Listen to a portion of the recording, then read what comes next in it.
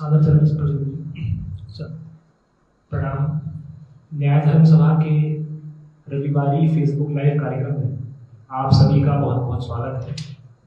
ये कार्यक्रम अत्यंत महत्वपूर्ण है क्योंकि इसके माध्यम से सामाजिक, राष्ट्रीय और अंतर्राष्ट्रीय विभिन्न मुद्दों पर हमें स्वयं आदरणीय गुरुदेव से मार्गदर्शन प्राप्त होता है। आज के कार्यक्रम में एक से अधिक प्रश्न आए हैं हम लोगों के पास। तो पहला प्रश्न नीरज जी का प्रश्न है। वे लिखते हैं, साधाचरण वंदन गुरु जी, वस्तुओं की गुणवत्ता व उनके मूल्य नियंत्रण व निर्धारण में सरकार की नीतियां फेल क्यों हैं? इस पर कुछ प्रकाश डालें।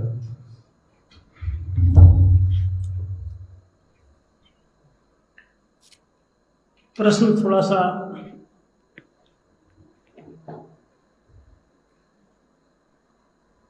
ट्रैक से हट के जी, फिर भी ये राज्य की आर्थिक नीति का विषय है, तो जी, इसे समझना सभी के लिए जरूरी है।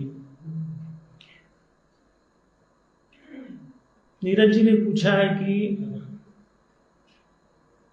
वस्तुओं की गुणवत्ता, जी, मूल्य निर्धारण और नियंत्रण जी, में सरकारी नीतियां फेल क्यों? जी, अब देखिए, पहली चीज तो यहां समझ लें कि मानव समाज 4 प्रकार के कार्यों में विभक्त है। जी, पहला है कृषि क्षेत्र का कार्य, दूसरा है वाणिज्यिक क्षेत्र का कार्य, तीसरा है राजकीय क्षेत्र का, चौथा नेतृत्व क्षेत्र का कार्य। अब यहाँ जो समझने योग्य बात है वो ये है कि इन चारों कार्य क्षेत्रों का दायरा अलग अलग है। जी, तो कृषि क्षेत्र एक अलग पूरी व्यवस्था है, जी, वाणिज्यिक क्षेत्र एक अलग पूरी व्यवस्था है, जी, राजकीय क्षेत्र एक अलग पूरी व्यवस्था है, नेतृत्व संबंधी कार्यों का क्षेत्र एक अलग व्यवस्था है। अब यहाँ जो समझने योग्य बात है वो ये है कि एक दूसरे के कार्यों में यदि ये कोई भी क्षेत्र परस्पर टांग अड़ाते हैं, जी, जी, तो उन कार्य क्षेत्रों में परेशानियां उत्पन्न होती हैं, और परेशानियां ही नहीं बल्कि उनकी मिल्कियत पर भी असर पड़ता है। कृषि क्षेत्र में अगर राज्य टांग अड़ाए तो भी वहां किसानों का जी, स्वामित्व तो नहीं बचेगा, वो गुलाम की तरह काम करने को विवश हो जाएंगे। इसी प्रकार से वाणिज्यिक क्षेत्र में यदि राज्य दखल करता है तो भी ये दिक्कत वाली बात है। वाणिज्य क्षेत्र विकासता की तरफ बढ़ेगा, गुलामी की तरफ बढ़ेगा, उसका स्वामित्व, उसकी मिल्कियत क्षीण हो जाएगी। चारों क्षेत्र न्याय की दृष्टि से सबसे पहले स्वतंत्र होने चाहिए। हाँ, फिर कोई ये प्रश्न कर सकता है, फिर राज्य का काम ही क्या है? तो यहां ये जान लें कि राज्य का काम किसी के जी, रास्ते में टांग अड़ाना नहीं है, बल्कि रास्ते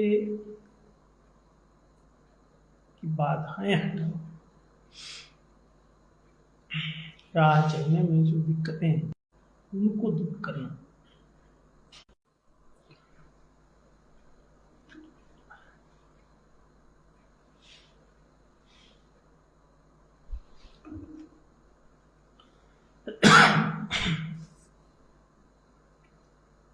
उनको सुरक्षा प्रदान करना, संरक्षण प्रदान करना,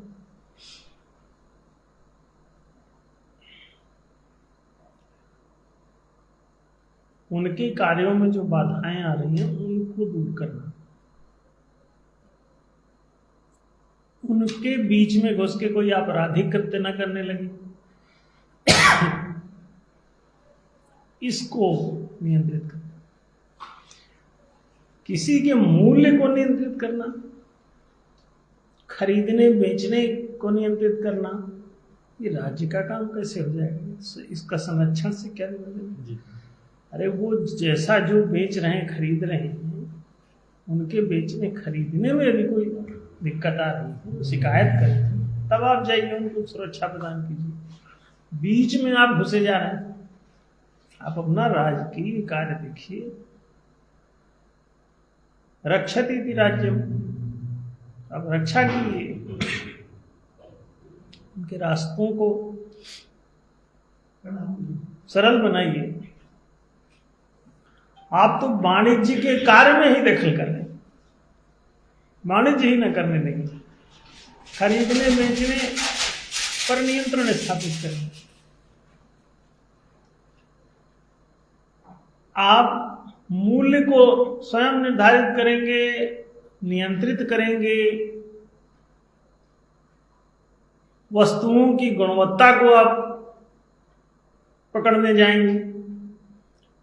अरे भाई, वस्तुएं किसी भी फैक्ट्री में बनेंगी तो 3 प्रकार की बनेंगी, एक खराब स्तर की बनेगी, एक मध्यम स्तर की बनेगी, उच्च स्तर की बनेगी, श्रेष्ठ। तीनों प्रकार के ईंट भी खरीदना है तो तीनों प्रकार के ईंट आपको मिलेंगे। आप रेफ्रिजरेटर खरीदना चाहते हैं तो तीनों प्रकार के मिलेंगे। इसमें गुणवत्ता नियंत्रण सरकार क्या करेगी? तो क्या मतलब बाजार में कोई आदमी कम गुणवत्ता का बना के बेचना चाह रहा है तो वो नहीं बेच पाएगा। इसका मतलब केवल हल्दीराम की नमकीन ही बिकेगी क्या? ये तो पूंजीपतियों के द्वारा रचा जाने वाला षड्यंत्र ज्यादा लगता है कि आप नियंत्रित कर लीजिए राज्य के बल से, बाकी किसी को बेचने ही मत दीजिए और उसको बताइए कि आपका क्वालिटी ठीक नहीं। लाइसेंसिंग प्रणाली क्या है कि केवल पूंजीपति उस धंधे को करेगा, सीधी सी बात। जो उनको चंदा देगा वो धंधा करेगा, जो उनको चंदा नहीं देगा वो धंधा ना करेगा। तो मतलब घूस, चोरी, गबन, घोटाला, भ्रष्टाचार, इसके अलावा होगा क्या? यही भर बचेगा। यदि राज्य के द्वारा मूल्य का निर्धारण किया जाने लगेगा, मूल्य का नियंत्रण किया जाने लगेगा कि इससे ज्यादा ना बेच पाओगे, आप राज्य की तरफ से आप गुणवत्ता भी कंट्रोल करेंगे कि इससे नीचे की गुणवत्ता का कोई न बेचेगा कार। तो साइकिलों में जो 36 प्रकार के मॉडल सब क्या एक ही गुणवत्ता के हैं? मोटरसाइकिलें क्या सारी एक ही गुणवत्ता की हैं? और नियंत्रण का मतलब है कि जो सबसे बड़ा कोई माने जिसका चंदा बड़ा उसकी गुणवत्ता बड़ी, इस आधार पर तय होगा। कपड़े सब एक ही प्रकार के हैं, सबकी दुकान एक ही प्रकार की गुणवत्ता की चाय बेचेगी? क्या ये संभव है? और क्या ऐसा कर देने से 99% का धंधा डूब नहीं जाएगा? तो ये प्रश्न इसीलिए हमने कहा ये ट्रैक से हटके वैज्ञानिक भी है, ये प्रश्न ही निरर्थक है। नियंत्रण में फेल, गुणवत्ता नियंत्रण, मूल्य निर्धारण, मूल्य नियंत्रण। अब ये सरकार की नीतियां फेल है। अरे ये करने नहीं है तो इसमें नीतियों की जरूरत ही नहीं, तो इसमें फेल पास की कहां जरूरत पड़ेगी? सरकार से इन बातों का कोई मतलब ही नहीं कि कृषि क्षेत्र में किसान क्या बोएगा क्या नहीं बोएगा। आप पहुंच गए, किसी ने कहा ये भांग क्यों बोया है जब्त कर लो, महुआ क्यों बोया है जब्त कर लो। मतलब किसान तुम्हारी मर्जी से बोएगा तो किसान भी कहे कि अच्छा ठीक है, ये राजा ये अपने लिए हेलीकॉप्टर क्यों लाया, इसको जब्त कर लो। अगर किसान भी इसी तरह करे तुम्हारे कार्य में दखल, तब कैसा लगेगा? तुम्हारी जब्त कर ले, वो ज्यादा ऐसी कार ले आए हो, कैसे, इसकी क्या जरूरत है? तो अपने अपने कार्य क्षेत्र में अपना अपना काम कीजिए, एक दूसरे की न गुणवत्ता नियंत्रण कीजिए और एक दूसरे का ना तो मूल्य नियंत्रण कीजिए और ना ही मूल्य का किसी का निर्धारण कीजिए।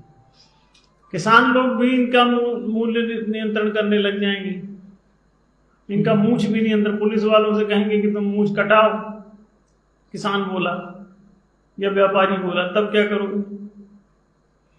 तो क्या नेताओं को मंजूर है कि किसान लोग भी नियंत्रित करें इनको?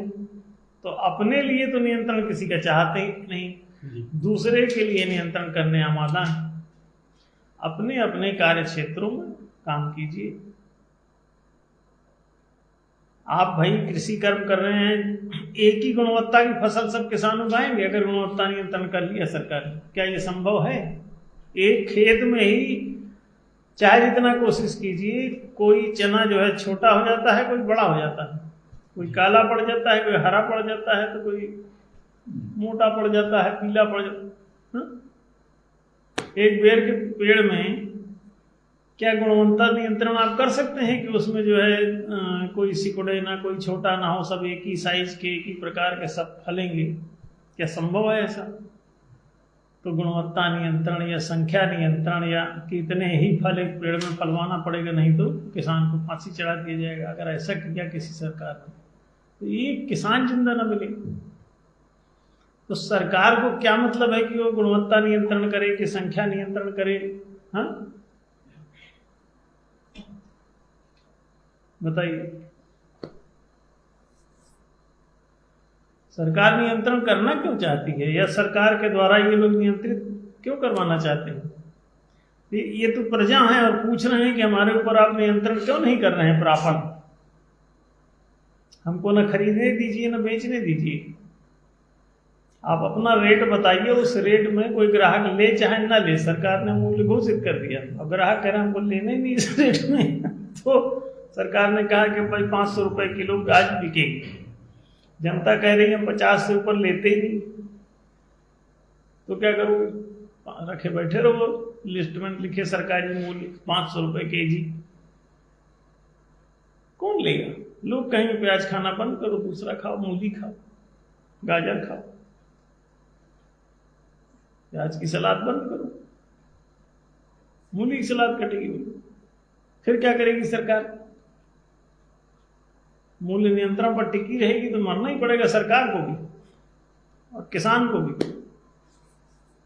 तो किसान का या व्यापार के क्षेत्र का, वाणिज्यिक क्षेत्र का कोई भी आप मूल्य, क्या आप ये मूल्य नियंत्रण कर देंगे कि हर हीरो एक ही गुणवत्ता की एक्टिंग करे? ये संभव है? और इसे कोई करने जाएगा तो क्या आप उसे मूर्ख नहीं मानेंगे? प्रजा ही कह रही है कि हमारे ऊपर आप ठीक से नियंत्रण कीजिए, ना हम व्यापार कर पाए ना कृषि, नियंत्रण कीजिए, हमारा मूल्य भी नियंत्रित कर लीजिए, कपड़ा नियंत्रित कर लीजिए, बाल नियंत्रित कर लीजिए कि इस तरह कटाना, इस तरह ना कटाना, शादी नियंत्रित कर ही रखा है सब तुम्हारा नियंत्रण, अब फिर अभी भी कम लग रहा है नियंत्रण। एक राजा ने एक बार घोषित कर दिया कि 5-5 जूते सबको, आने जाने वालों को सड़क पे सरकारी दल पर मारे जाएंगे। अब एक टोल टैक्स जैसा नाका लगा दिया और ऑफिस खोल दिया जूते मारने का कर्मचारी नियुक्त कर दिए गए। अब लोग आने जाने लगे, पहले उसमें घुसे, जूते खाएं, फिर उस पार निकल के तब अपना आगे काम पे जाएं। तो प्रजा ऐसे पिटती रही। राजा ने एक शिकायत पेटिका लगा दी कि किसी को कोई दिक्कत है तो इसमें शिकायत कर सकता है। तो कोई शिकायत ही नहीं आई बहुत दिनों तक, सिपाहियों से खुलवाता रहा शिकायत पेटिका, कुछ भी नहीं आ रहा था। अंततोगत्वा एक दिन आ गई एक कंप्लेंट बॉक्स में, कागज पड़ा था, सिपाही निकाल के ले गया, राजा को दिया और राजा ने कहा पढ़ो भाई क्या लिखा है। प्रजा लगता है जागरूक हो गई। सिपाही ने पढ़ा, उसमें लिखा था कि हुजूर शिकायत ये है कि वहां पर जूते मारने वालों की संख्या कम है तो हम लोग देर से निवृत्त हो पाते हैं, तो अपने काम पे टाइम पे पहुंच नहीं पाते, सड़क में ही बिजी रह जाते हैं। अतः निवेदन है कि जूते मारने वाले कर्मचारियों की संख्या बढ़ा दी जाए ताकि जल्दी जल्दी काम हो और आगे बढ़े। राजा ने माथा पीटी की कंप्लेंट आएगी तो जूते मारने वालों की संख्या बढ़ाने के लिए कोई ये नहीं कह रहा कि जूते मारने की जरूरत क्या है। कह रहे हैं और नियंत्रण करो हमारे ऊपर, जो कर लिए हो ये तो ठीक ही किए हो। सरकार कह रही है ऐसी शादी करो, ऐसी ना करो। सरकार कह रही है कि ऐसा तलाक दो, ऐसा ना दो। सरकार से शादी से क्या लेना देना, तलाक से क्या लेना देना सरकार को। अब बताइए कोई आदमी क्या उगाएगा, क्या बेचेगा, इस बात का सरकार से क्या मतलब। आप गुलाम रहते रहते रहते रहते इतने आदी हो गए कि कहते हैं एक बार बहुत दिनों तक कोई कैद में रहा तो हथकड़ी बेड़ियों में जकड़ा रहता था।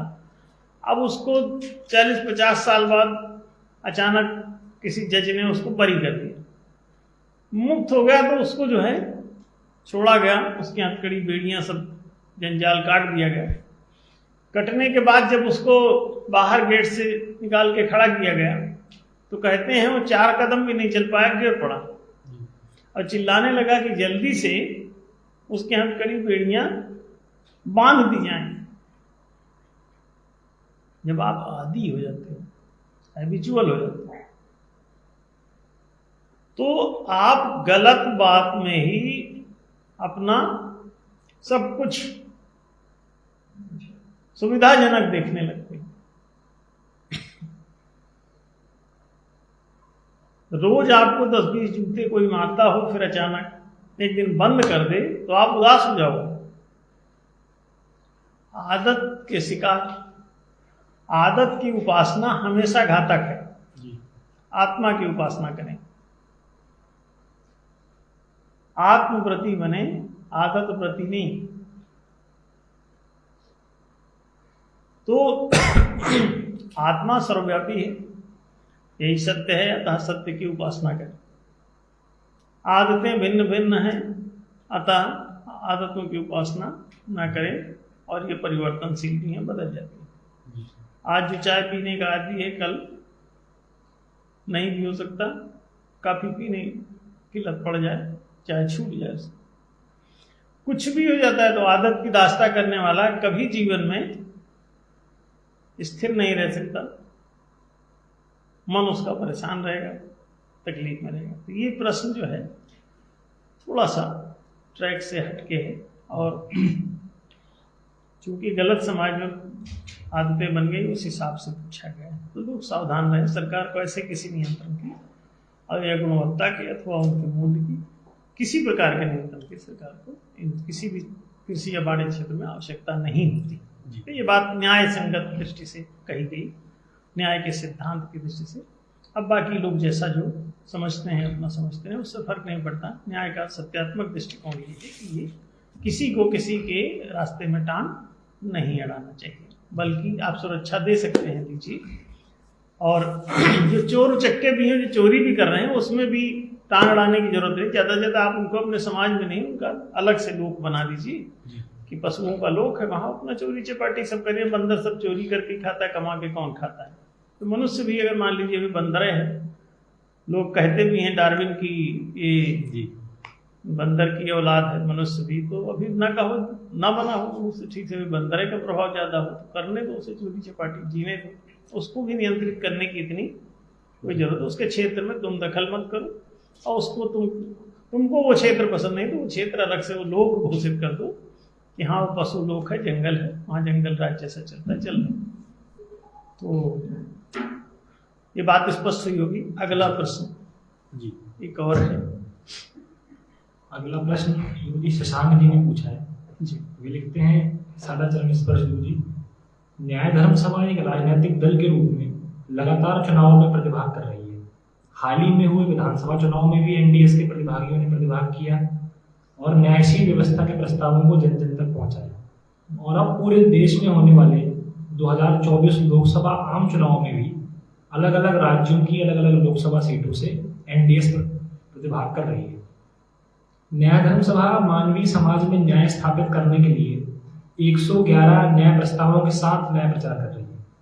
क्या वर्तमान समाज इन न्यायशील व्यवस्था संबंधित प्रस्तावों को, न्याय की बातों को और न्याय स्थापना से संबंधित बातों को समझ पा रही है? क्या आज की जनता न्यायशील व्यवस्था को लागू करने के लिए तत्पर दिखाई दे रही है? चुनावी अनुभव के आधार पर न्यायशील व्यवस्था के संबंध में समाज की वर्तमान स्थिति क्या है? न्याय धर्म सभा के न्यायशील भारत व न्यायशील विश्व अभियान के बारे में जानकारी प्रदान करने की कृपा करें। जरूर। पहली चीज तो यह बता दें कि प्रकृति त्रिगुणमयी है। जी। सात्विक, राजस, तामस, शुभ, शुभाशुभ और अशुभ, ये 3 ग्रेड होंगे ही समाज में। साइंटिफिकली ये सिद्ध है। किसी भी चीज में कोई भी प्रोडक्शन है तो आप देखें, ईंट के भट्ठे में भी आप चले जाएं तो वहां पे वो एक जो अच्छे से पक गया है, साफ सुथरा है, एक जो मध्यम दर्जे का है और एक जो खराब हो गया है। तो सात्विक, राजस, तामस या उत्तम, मध्यम, अधम 3 कैटेगरी रहेगी ही। जी। अब अगर ये 3 कैटेगरीज पूरी दुनिया में हैं ही तो मनुष्यों की भी होंगी। मनुष्यों में जो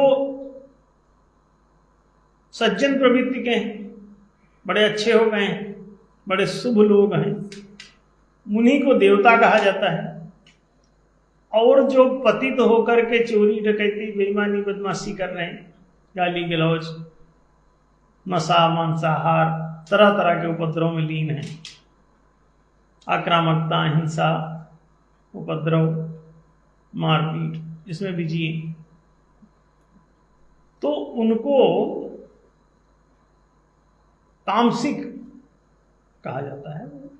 दैत्य वृत्ति, आपराधिक, आतंकी, ये दूसरों को त्रासते हैं, तकलीफ में डालते हैं, संकट में डालते हैं, हानि पहुंचाते हैं, गंदे रहते हैं, मलिन रहते हैं, कुरूप और भद्दे हो जाते हैं, इनके अंगों की रचना सुंदर नहीं होती।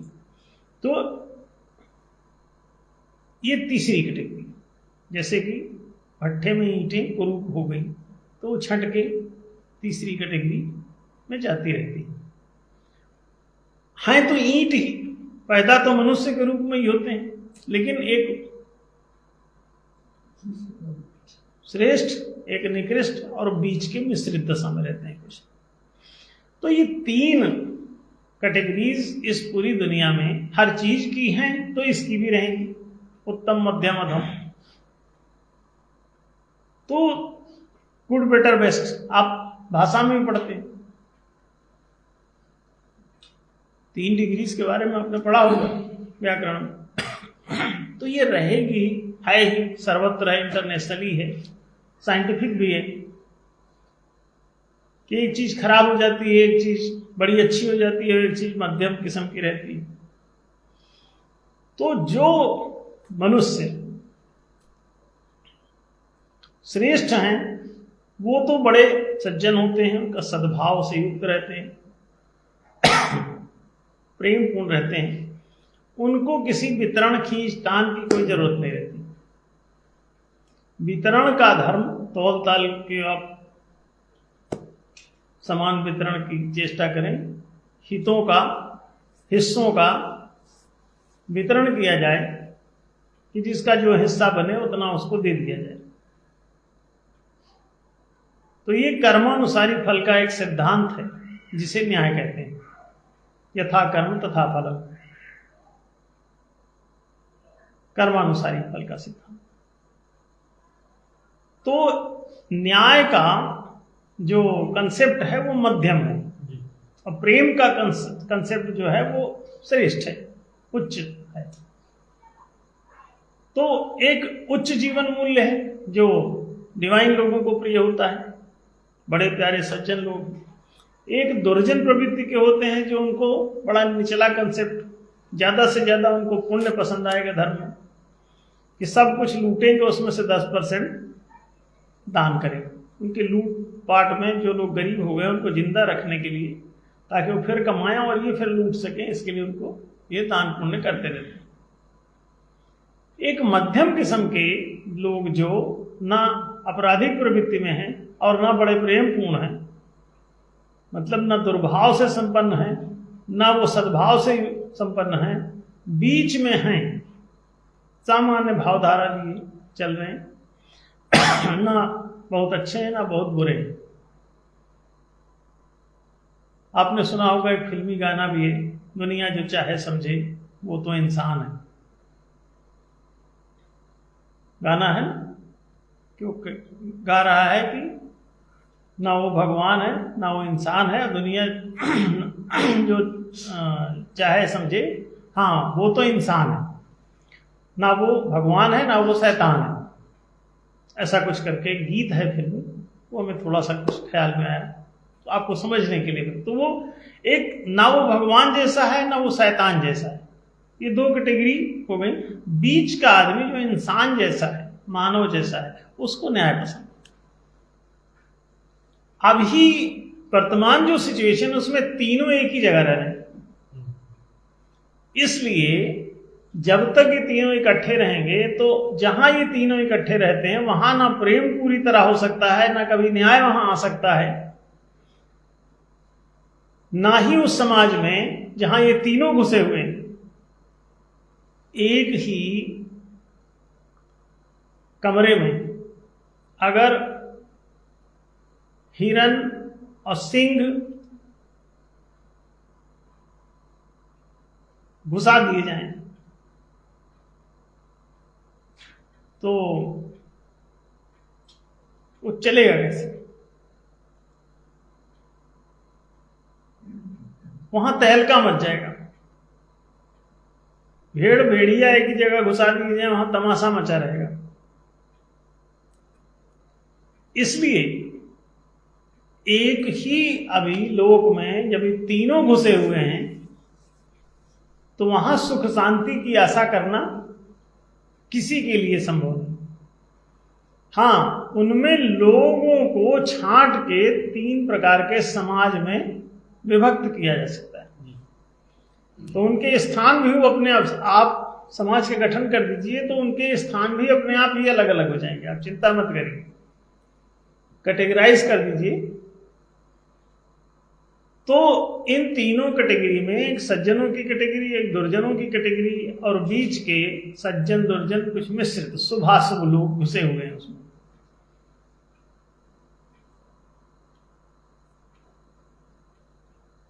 इन तीनों को 3 प्रकार के समाज में 3 प्रकार के लोक में आप व्यवस्थित कर दीजिए, विभाजित नहीं व्यवस्थित कर दीजिए,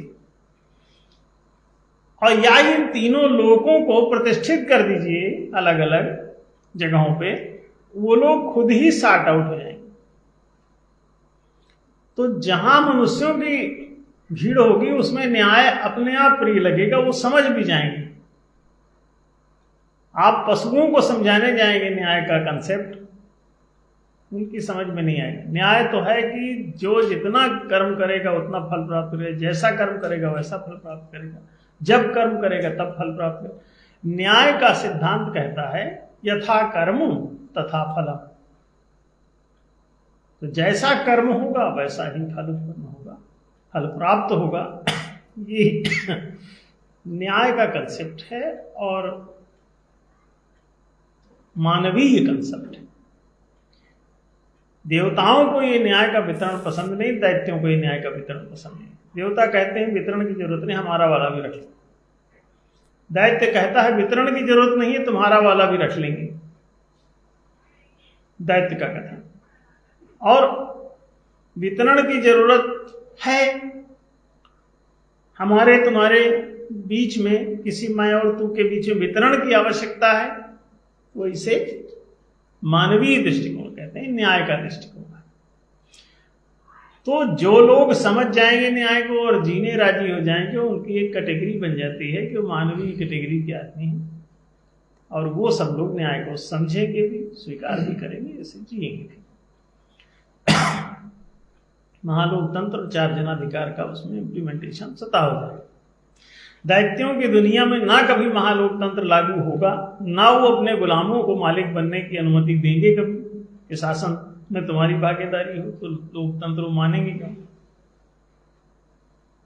दैत्य लोक में या जंगल राज में कभी महालोकतंत्र लागू नहीं होगा। वहां बंदर, भालू, पेड़, हाथी, चीता, कुत्ता, वो लोग कभी, उनका मत ही नहीं है तो मत कहां से करेंगे? तो मतदान की कोई प्रक्रिया संभव नहीं। जिनका कोई मत ही नहीं है, जिनमें मति ही नहीं है, बुद्धि, मति माने बुद्धि, मत माने बौद्धिक निष्कर्ष, बुद्धि ही नहीं है तो बौद्धिक निष्कर्ष कहां से आएगा? जब मति नहीं है तो मत कहां से उनका बनेगा? जनमत का निर्माण करने के लिए उनके पास मत की सामर्थ्य भी तो होनी चाहिए। तो पशुओं में ये होता नहीं, तो मनुष्य भी जो पशुवत है, मनुष्य रूपेण मृगश्चरन्ति, वे सभी लोग कभी न्याय के तर्क को नहीं समझ सकते। वो या तो मूर्ख होते हैं और या धूर्त होते हैं, तो दोनों वो एक ही कैटेगरी में रहते हैं, मूर्ख भी और धूर्त भी। धूर्त समझ कर भी नहीं समझना चाहता या मान नहीं पाता, और मूर्ख समझना चाहता हुआ भी नहीं समझ पाता। इसलिए दोनों न्याय के कंसेप्ट से बाहर रहते हैं, क्योंकि तर्क और बोध पर आधारित ही न्याय होता है। अब रही बात ऐसे मनुष्यों की जो इसे समझेंगे, वो खुद ही पाला बदल लेंगे। हम लोग प्रचार इसलिए, तीनों विस्तृत हैं इसलिए तीनों के बीच में प्रचार किया जाता है, उसी से पता भी चलेगा कि कौन कौन क्या है। प्रेम का प्रचार करो, जिनको जिनको प्रिय लगे वो सब देवता हैं। न्याय का प्रचार करो समाज में, जिनको जिनको प्रिय लग जाए वो सब मानव हैं। और पुण्य का प्रचार करो, जिनको जिनको वो प्रिय लग जाए वो सब दानव हैं। दान पुण्य से प्रभावित रहते हैं। और जो दानव कहलाने के योग्य भी नहीं है, वो गरीबों को केवल लूटेंगे, मारेंगे, लेकिन उनको भूखों मरेंगे वो जब लुट पिट के, तो उनको रोटी देने नहीं जाएंगे। घर में आग लगा देंगे, सुबह कंबल बांटने नहीं जाएंगे। दानव लोग रात को तो जला देंगे, लेकिन दिन को कंबल दे आएंगे, रोटी दे आएंगे, 5-5 केजी राशन पहुंचा देंगे, राशन कार्ड भी बना देंगे। दैत्य राशन कार्ड भी नहीं बनने देगा, राशन बना भी देगा तो राशन नहीं देगा, राशन कार्ड बना भी देगा तो राशन नहीं पहुंचने देगा। तो दैत्यता बिल्कुल एंटी होती है। आप भूखों मरते रहे। पुराने राज्य में क्या था, 15-15 लाख लोग मर जाते थे और शासन एकदम साइलेंट रहता, भूखमरी के शिकार होते मर जाते। बंगाल की भूखमरी आपको याद होगी, पिछली सदी की जी। तो उसमें लाखों लोग मर गए भूख से, पेट पीठ उनकी इकट्ठे हो गए, और सरकार को जू तक नहीं रेंगा। उस समय अंग्रेजी सरकार थी, तो सब दैत्य ही रहते हैं, तो वो आपकी फिक्र क्यों करेंगे? उनमें दानवता भी नहीं रहती, दान पुण्य भी नहीं करते। मानवीय दृष्टिकोण तो अलग है, ऊंचा है, इसलिए न्याय को मानेगा, खुद ही मानेगा जो मानवता को प्राप्त हो गया हो। इंसान इंसाफ को पसंद करता है, तो जो जो इंसान बन गए होंगे वो सब इंसाफ को पसंद करेंगे, जो जो मानव बन गए हैं न्याय को पसंद करेंगे। अपने आप ऐसा ये डिवीजन खुद हो जाएगा, केवल प्रचार करना होता है। 25 से लेके 2054 तक, माने लगभग 30 साल हम लोग पूरी तरह से इन कंसेप्ट का, तीनों कंसेप्ट का प्रचार करेंगे। प्रेम, न्याय और पुण्य के, देव, मानव, दानव को कैटेगराइज करने के लिए। चौथा जो इन तीनों को पसंद नहीं करेगा वो चौथा दैत्य रहेगा, पशुवत रहेगा, वो किसी से कोई मतलब नहीं रखता, वो सिर्फ मरो और मारो का ही खेल खेलता है। तो वो महाकाल की सवारी उसी की चलती है, शनि का पुजारी होता है और उसी में बिजी रहता है। तो ये एनडीएस जो काम कर रही है वो ऐसे उस भीड़ में जहाँ तीनों मिश्रित हैं वहाँ पे न्याय का प्रचार कर रही है। तो पीडीएस तो न्याय का प्रेम का प्रचार भी नहीं करती, वो अपने आप इसे ढूंढते ढालते लोग आ जाते हैं, न्याय के माध्यम से आ जाते हैं, तो उतने सही काम चल जाता है। कैटेगराइज होना ये प्रारंभ है, 3 कैटेगरियों में लोग अब बढ़ जाएंगे, क्योंकि जब तीनों व्यवस्था आ जाती हैं तो लोग खुद ही अपनी अपनी रुचि के अनुसार अपनी व्यवस्था ज्वाइन कर लेते हैं। तो इसमें क्या कहना किसी को कुछ, केवल प्रचार, न्याय का प्रचार ही न्याय की प्रतिष्ठा, बस करते रहो। इसके प्रभाव से तुम हतप्रभ हो जाओगे जब देखोगे। बात शायद स्पष्ट हुई। आपका बहुत बहुत धन्यवाद गुरु जी। आपने एक बहुत महत्वपूर्ण बात बताई कि जो प्राकृतिक त्रिगुणमयता के कारण जगत में विविधता देखने को मिलती है, जी, सनातन धर्म उसे स्वीकार करता है। वो सिर्फ उनको अलग अलग लोगों में, अलग अलग दुनियाओं में व्यवस्थित कर देते व्यवस्थित कर, हैं। और ये इस जगत का सौभाग्य है कि विभाजित भी नहीं करता, व्यवस्थित कर। जी, व्यवस्थित कर। जी, और ये इस जगत का सौभाग्य है कि आपके मार्गदर्शन में धर्म संस्थापक संघ न सिर्फ इन तीनों कंसेप्ट्स का प्रचार कर रहा है, बल्कि मनुष्य लोक और देवलोक का निर्माण भी कर रहा है। बिल्कुल। तो आप सभी देखने और सुनने वाले अपनी अपनी प्रियता के, अपनी अपनी अभिरुचि के और अपनी अपनी पात्रता के अनुरूप इन लोगों की मेंबरशिप ले सकते हैं धर्म संस्थापक संघ की ओर से। हाँ, ले रहे हैं जी जी, दुनिया भर के लिए खुली हुई है। तो आपसे अपील यही है कि इस वीडियो को अधिक लोगों तक पहुंचाएं, इसे शेयर करें। आपसे फिर मुलाकात होगी अगले रविवार। तब तक के लिए सभी को शुभ रात्रि।